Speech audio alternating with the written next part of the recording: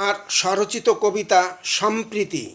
সভ্য যুগের অসভ্য মানুষগুলি যারা সমাজের পরতে পরতে সর্বদাই সমাজের সমূহ সর্বনাশে প্রবল সচেষ্ট, অদৃশ্য আতঙ্কের আস্ফলনের আসক্তিতে চলমান, সৃষ্টি করে সর্বনাশী সাম্প্রদায়িকতা। জনজীবন হয় বিপর্যস্ত।